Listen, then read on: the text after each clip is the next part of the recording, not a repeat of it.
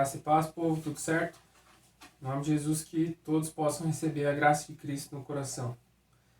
Quero compartilhar com vocês uma palavra que está no livro de 2 Crônicas, versículo 7, a partir do capítulo 7, a partir do versículo 11. Diz assim: Quando Salomão acabou de construir o templo do Senhor e o palácio real, executando bem tudo o que pretendia realizar no templo do Senhor e em seu próprio palácio, o Senhor lhe apareceu de noite e disse: Ouvi sua oração, e escolhi este lugar para mim como um templo para sacrifícios. Se eu fechar o céu para que não chova, ou mandar que os gafanhotos devorem o país, ou sobre o meu povo enviar uma praga, se o meu povo, que se chama pelo meu nome, se humilhar e orar, buscar a minha face e se afastar de seus maus caminhos, dos céus eu ouvirei. Perdoarei o seu pecado e curarei a sua terra. Amém. Até aí, em nome de Jesus. Em nome de Jesus, amém. Quero convidar você a cantar uma música junto com a gente. Se possível, aí onde você está, feche os teus olhos, concentre a tua mente em Deus, deixa o teu coração em Deus também, em nome de Jesus. Pai, nós te adoramos, Senhor, pois Tu és santo, Senhor Deus. Queremos dizer, Pai, que uma coisa que nós amamos fazer, Senhor Deus, é louvar o Seu nome, Pai, adorar o Seu nome. E nós queremos fazer isso, Pai, nesse momento, em nome de Jesus, Pai.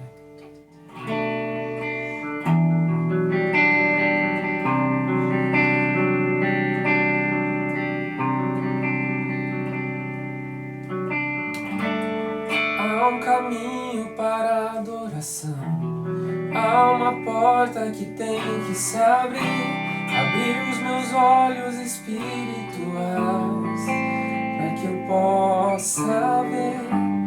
Há uma semente que tem que brotar, existem vontades que tem que morrer para o mundo e viver para Deus. E o adorar a Deus, viver no seu altar, adorar a Deus e me entregar, adorar a Deus, viver no seu altar, adorar a Deus e me entregar,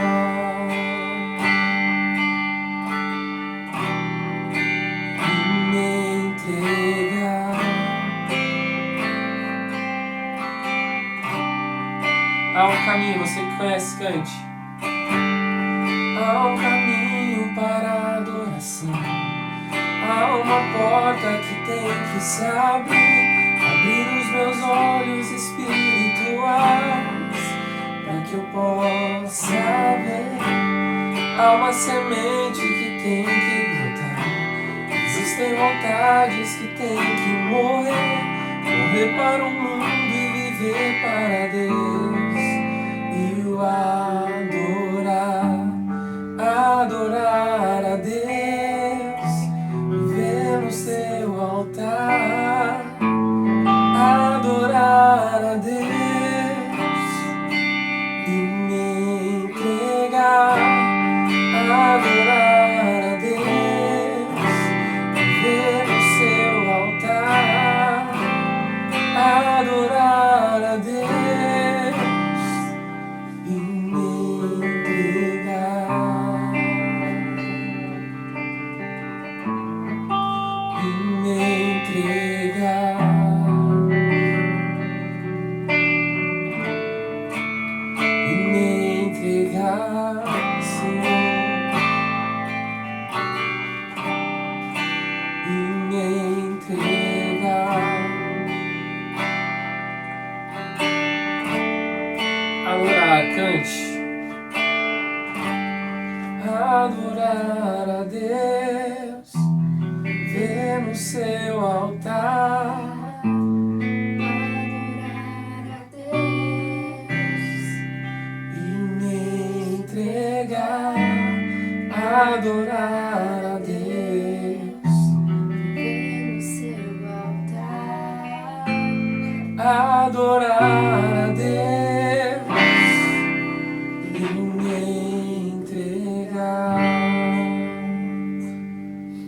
Glória a Deus, nós te adoramos, Senhor Deus. Amém, irmão? Que Deus abençoe a sua vida, sua semana, em nome de Jesus. Graça e paz, Igreja do Senhor. Quero me dirigir a você, trazendo uma palavra para o seu coração, neste tempo em que nós não podemos congregar, mas nós podemos estar, assim, unidos, enquanto igreja, no mesmo propósito de crescimento, propósito de viver a palavra de Deus, de buscar o nosso Deus. Temos aí avançado já, fechamos 3 semanas, né, onde nós temos nos revezado como igreja no jejum, e tenho certeza que nós já temos colhido e colheremos da presença do nosso Deus neste tempo em que o temos buscado com tudo o que somos, né, de todo o coração, porque esta é a promessa que Deus Pai nos dá e que o próprio Senhor Jesus nos deixou, né? De que se nós buscássemos a Ele de todo o coração, de toda a alma, de todo o nosso entendimento, o amássemos, né? Ele nos ouviria, né? Ele se revelaria a nós, Ele nos atenderia. Não é à toa que é assim que o Senhor Jesus nos revela Deus, né? Nos revela como Pai, Deus Pai. E eu gostaria de compartilhar com você uma palavra que está lá em João, no Evangelho de João 17. Esta é uma oração do Senhor Jesus que só é encontrada neste Evangelho. E ela é uma oração que é feita num momento crucial da missão, do ministério do nosso Senhor Jesus. E eu quero lembrar vocês que agora no dia 4, né, é chegada a Páscoa. E para nós cristãos, a Páscoa é uma celebração, né, do maior significado, porque é ali, nesta oferta, nesta entrega do Senhor Jesus por nós, que nós podemos provar a vida e um relacionamento com Ele e com o Pai. E a nossa paternidade espiritual é restaurada por meio desta obra. E eu gostaria de ler uma parte inicial desta oração, pois quero desafiar você a olhar ela com calma.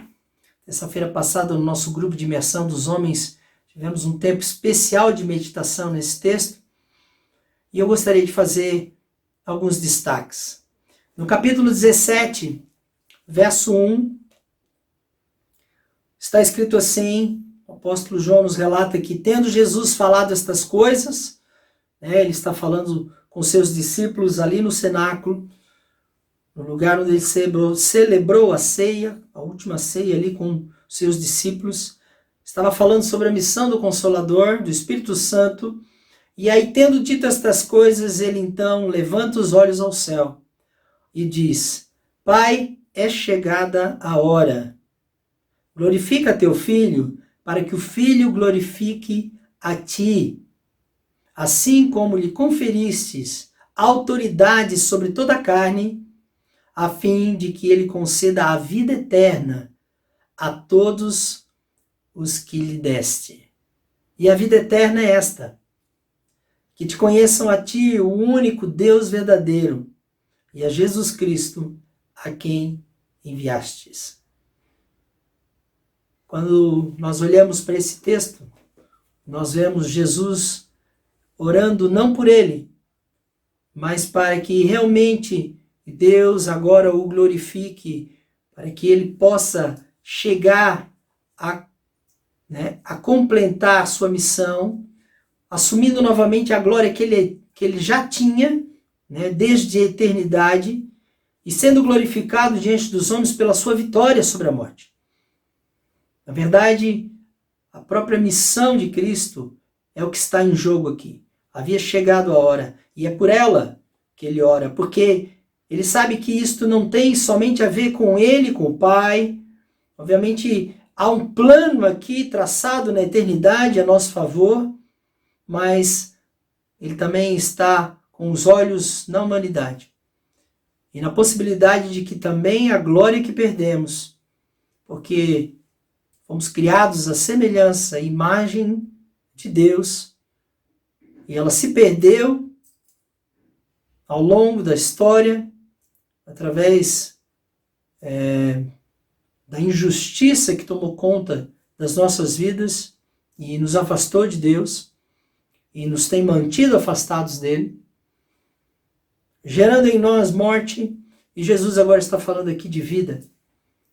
Mas ele não fala de uma vida física, material, mas ele está falando de uma vida que está posta na eternidade. Ela não está limitada ao tempo daqui. É interessante isso, porque nós, enquanto escrevemos a nossa história aqui, o que nós temos buscado é isso, é vida. É uma vida melhor. E no meio das perdas, das lutas, das dificuldades e até da sentença que temos, da morte física que chegará a todos nós, nós estamos sempre buscando uma melhor vida, não é isso? Uma vida melhor, mais abundante, né? Mais tranquila. As pessoas buscam segurança, e muitas vezes essa segurança nós buscamos em uma vida profissional, um sucesso profissional, né? Uma satisfação nestas coisas. Buscamos paz, buscamos relacionamentos saudáveis. E em todas essas dificuldades que temos nessas áreas, com certeza nós estamos atrás de que esta palavra vida realmente seja algo concreto na nossa história. Que a nossa vida tenha valido a pena. Mas Jesus aqui não está falando de vida só numa perspectiva temporal. Porque aqui entra a palavra eternidade.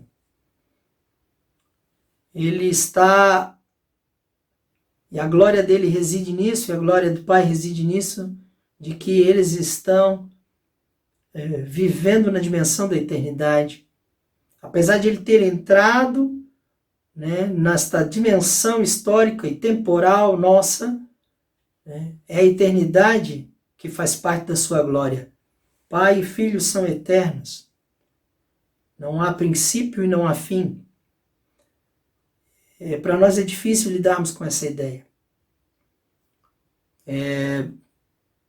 Mas o que eu quero destacar aqui é que o Senhor Jesus, ele sabe que a vitória dele e a glorificação dele glorificariam o Pai em todos os planos estabelecidos de nos resgatar, nos redimir, nos tirar da nossa condição, da condição de pecado e que nos afasta do nosso Deus vivo. Essa condição de distanciamento dele. Uma condição que não foi ele que escolheu, mas que fomos nós que escolhemos. Do homem que vive por si e para si. De que não reconhece muitas vezes a existência de um Deus Criador e que não tem sequer conhecimento ou relacionamento com ele. E é disso que Jesus está falando aqui. E nós precisamos entender isso, porque a Páscoa tem a ver com isso. A Páscoa tem a ver com uma mudança que nos joga do tempo para a eternidade. De uma vida que não se completa só aqui, mas que pode ser vivida no mesmo momento, na mesma condição, digamos assim. É até difícil muitas vezes explicar isso, que é a eternidade, ou seja, na condição de existência desse Deus Pai, Filho e Espírito Santo, em quem nós cremos, nós cristãos, que é esta condição eterna de eternidade, sem limitações temporais. E nesses dias, o que nós olhamos são muitas histórias sendo abreviadas e olhamos com tristeza. Mas a pergunta que não quer calar também nesse tempo é: ao longo da nossa história, nós temos investido em muitas coisas, buscando qualidade de vida. Mas a pergunta é: temos também investido na direção desta vida eterna que o Senhor Jesus veio nos trazer? Para que a eternidade faça parte de nossa história? E é isso que o Senhor Jesus, ao orar ao Pai, está dizendo aqui: Pai, que tu possas glorificar a mim, e nisso tu serás glorificado, por causa do teu amor, o amor de Deus, revela quem Ele é, o seu caráter. Deus é glorificado naquilo que Ele é. E nós, quando nós conhecemos este Deus, que nos amou a ponto de dar o seu Filho, de encarnar, porque Jesus é parte da divindade, nós entendemos o projeto de Deus. Jesus diz, e a vida eterna é esta. A vida eterna consiste em conhecer a Ti, Pai, único e verdadeiro Deus. Jesus está aqui dizendo que não há outros deuses que possam garantir isso. Ele está dizendo que conhecer este Deus, Pai, verdadeiro, e conhecer a Ele, a Jesus, a sua obra, o seu caráter, o que Ele revelou, né? Conhecer a este que foi enviado por Deus Pai, é o que nos garante ou nos dá acesso a esta vida eterna. Por quê? Porque a vida consiste justamente naquilo que o Pai e o Filho são. A vida, na verdade, ela é manifestação daquilo que eles são. E isso, muitas vezes, nós perdemos de vista. Jesus, ele está nos revelando aqui um propósito de Deus. A ideia de que este Deus, ele não está preocupado com a nossa condição, ou seja, ele até está preocupado com a nossa condição, mas ele não faz juízo, né, disso. A Bíblia diz que Deus nos amou sendo nós ainda essas pessoas erradas e que cometem erros, né?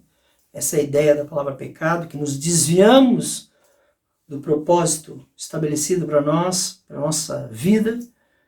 E um dos propósitos, o maior propósito de existirmos é conhecermos e nos relacionarmos com este Deus que nos criou e também amarmos as pessoas como amamos a Ele.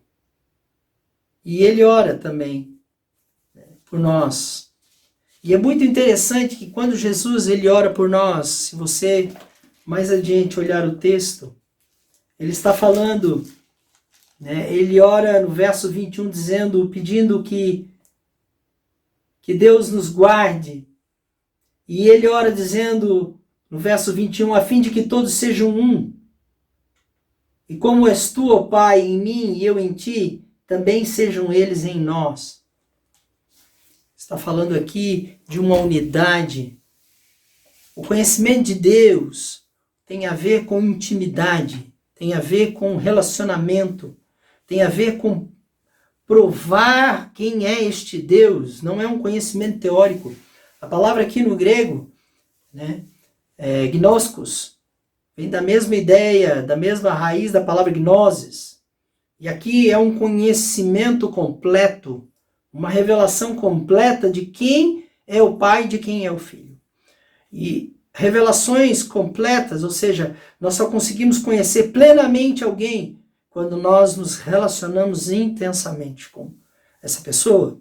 Jesus está dizendo que a vida eterna consiste nisso. Consiste em conhecê-los.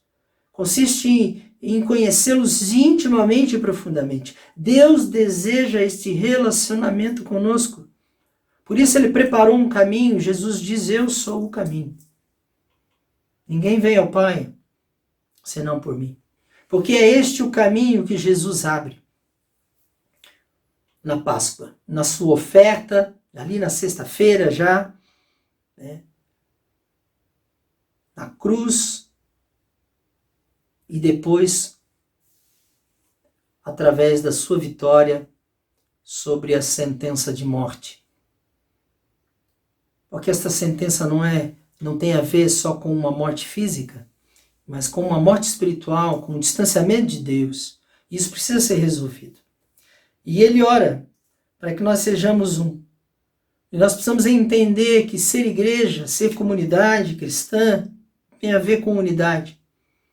E ser filhos de Deus tem a ver com participar do círculo de relacionamento da Trindade. Jesus está dizendo, Pai, assim como, né, eu sou em ti e tu em mim, que eles possam também ser um conosco. Então, Deus quer nos trazer para dentro do seu círculo de relacionamento. Que Deus é esse? Não há outro Deus na história das religiões. Não há outro Deus, você pode olhar, que realmente tenha este propósito. Este é o Deus que nos criou e que nos ama. Isso é fantástico. Tudo que Jesus fez, tudo pelo que ele orou, foi pelo Pai, pelo propósito que ele e o Pai estabeleceram na eternidade a nosso favor, para que a vontade de Deus fosse feita, e foi por nós, para que nós pudéssemos provar uma vida que nos leva a esta condição eterna.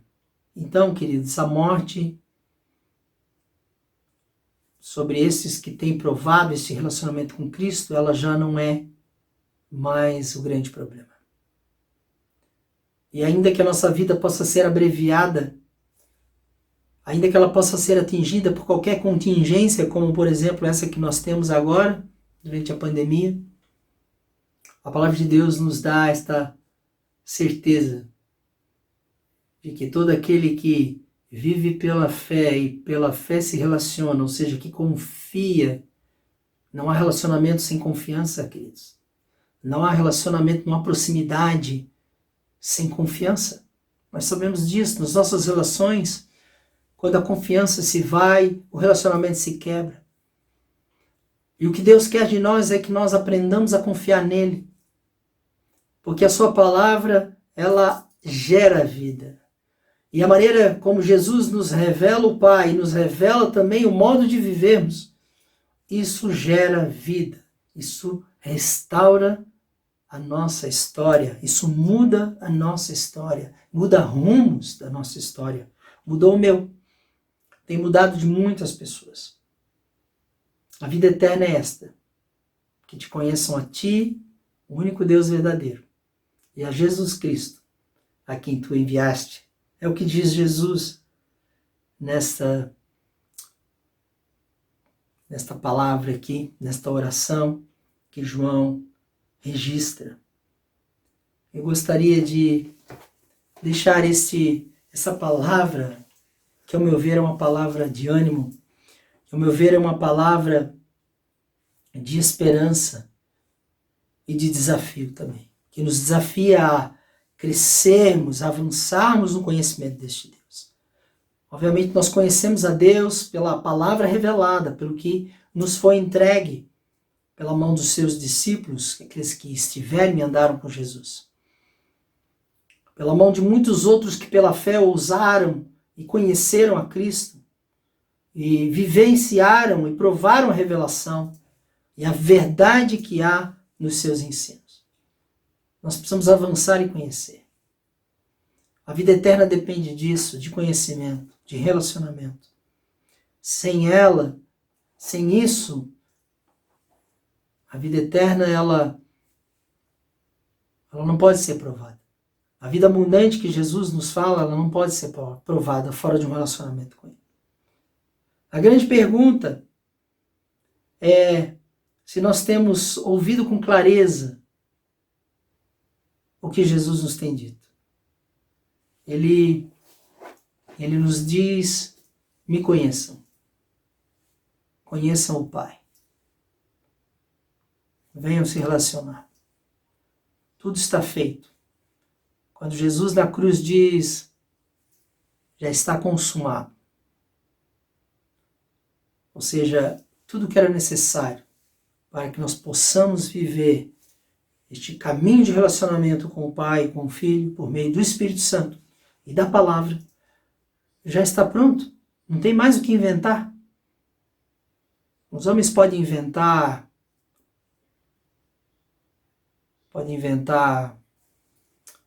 padrões religiosos diferentes, podem inventar dogmas, podem inventar qualquer coisa. Mas a essência do Evangelho da Boa Nova é essa. E que por meio de Cristo, há possibilidade de vivenciarmos um relacionamento que gera em nós uma vida que vai além da dimensão temporal, que vai além, que perpassa, a nossa existência e nos leva a vivermos o poder da eternidade e o que o Pai e o Filho já vivem na eternidade. Um relacionamento perfeito. Deus nos chama a isso. E é interessante que no versículo 15, Jesus, então, para encerrarmos aqui, ele ora ao Pai e diz: Pai, eu não peço que os tires do mundo. Eu peço que os livres, que os guardes do mal. E foi assim que Jesus nos ensinou a orar na oração do Pai Nosso, onde, entre muitas coisas ali, ele diz, ele ensina os seus discípulos a orarem pedindo: livra-nos do mal. E o próprio Senhor Jesus pede ao Pai que guarde a vida dos seus filhos, daqueles que se lançam nesse relacionamento pela fé, pela confiança nele, na sua obra, na sua palavra. Jesus, então, ele ora. E tenho certeza que o Pai ouve o Filho, assim como o Pai nos ouve, porque ele nos vê também como filhos. Esta paternidade nos é restaurada por meio da obra de Cristo. E eu fiquei pensando sobre isso, porque Jesus nessa oração 6 vezes se dirige a Deus como Pai. E a ideia de paternidade, essa ideia não surgiu só aqui na história da humanidade. Ela já existe na eternidade. Isso é fantástico. E muitas vezes até nos surpreende. Um Deus que já vivencia essa dimensão na eternidade. Muito antes mesmo da história do homem, da humanidade ter existido. Antes mesmo dele ter nos formado. E, por fim, Jesus, ele completa a sua obra, nós sabemos disso. É o que nós celebramos na Páscoa. A sua vitória foi tremenda. A morte não teve poder de retê-lo. E a palavra de Deus nos diz que todo aquele que nele crê, a morte também não terá poder de reter. Você crê nisso? Então celebre a Páscoa, dando graças a este Deus que se revela a nós. Celebre a Páscoa, buscando a sua presença. Celebre a Páscoa, buscando conhecê-lo. Não deixe as coisas deste mundo temporal e passageiro roubar este relacionamento e roubar esta oportunidade. Deus abençoe você e a sua casa e vamos seguir buscando conhecê-lo. Amém? Quero orar com você agora. Pai, nós te damos graças, Senhor, porque tu nos tens revelado quem tu és e o que está no teu coração desde o princípio. Fomos criados, Deus, para nos relacionarmos contigo. Este relacionamento se perdeu. Mas tu providenciaste um caminho de reconciliação. Providenciastes alguém que se ofereceu para que nós pudéssemos novamente vivermos a restauração e a plenitude da vida que há em ti. Porque te conhecer, ter comunhão contigo e viver contigo, Pai, consiste em vida plena e eterna. Eu quero te dar graças, quero pedir, Deus, que o Espírito Santo que tu enviastes, que tu possas, Senhor, por meio do teu Espírito, abrir os nossos olhos e o nosso entendimento, para que nós entendamos a profundidade desta obra que celebramos agora na Páscoa, dia 4 de abril. para que nós, que temos te conhecido, possamos aprofundar o nosso conhecimento de Ti, Deus. Eu oro, Senhor, por mim e por toda a Tua igreja, Senhor, na autoridade e poder do nome de Jesus. Amém. Deus abençoe você, em nome de Jesus. Eu gostaria nesse momento de deixar aqui algumas palavras de orientação para você, que é da Fonte Church, e você que nos assiste. Nós da Fonte Church Laje temos respeitado os decretos, né, as regulamentações aí, tanto municipais como estaduais, porque entendemos que é nosso dever civil, e enquanto não pudermos, né, estaremos caminhando como igreja e trazendo para a igreja também sempre uma palavra gravada, como foi a palavra que foi compartilhada com você hoje. Quero desafiar você a continuar orando, intercedendo, buscando o Senhor, o conhecimento dele através da palavra, ligando para um irmão, para um amigo, para uma pessoa que você conhece, trazendo uma palavra de Deus para o coração dela. Também gostaria de estar desafiando a igreja a estarmos mais uma semana jejuando. Fechamos 3 semanas, queremos avançar para a 4ª semana de revezamento no jejum. E você que pode jejuar e está se aplicando esse tempo de jejum e oração, né, entre em contato comigo, me deixe o seu nome, o dia da semana que você vai estar jejuando e orando. Você pode fazer um jejum completo ou um jejum parcial, mas o importante é que você aplique um tempo do seu dia para estar buscando a Deus através da meditação, da leitura da palavra e da oração. Intercedendo pela cidade, pelas famílias da nossa igreja, pelas lideranças. Você possa estar se colocando na brecha, na presença de Deus e exercendo o seu chamado sacerdotal como filho de Deus, como cristão. Também quero comunicar que já estamos adiantados no preparo do nosso novo espaço e estamos entregando, né, o espaço antigo. Vivenciamos ali uma história de quase 8 anos, completaríamos 8 anos em julho, e estamos agora nos mudando para a Avenida Belisário Ramos, 1955, esquina com a Rua Alagoas. E esse espaço ele estará pronto com certeza. E para que assim que nós possamos nos congregar novamente, nós estejamos juntos ali. Prepare seu coração, esteja orando por isso também, porque vai chegar o tempo em que nós nos alegraremos e poderemos estar nos abraçando e estar ali celebrando a vida eterna que Jesus nos tem concedido pela presença habitadora do Espírito Santo dele em nós, pelo conhecimento dele. Deus abençoe você e a sua casa, que não lhe falte o suprimento, saúde, né? Que haja no meio da tua casa alegria. Essa é a promessa de Deus, de que não faltaria alegria na nossa casa. Que o Senhor possa restaurar a alegria se ela está faltando. Você pode buscar o Senhor e eu tenho certeza de que Ele fará isso.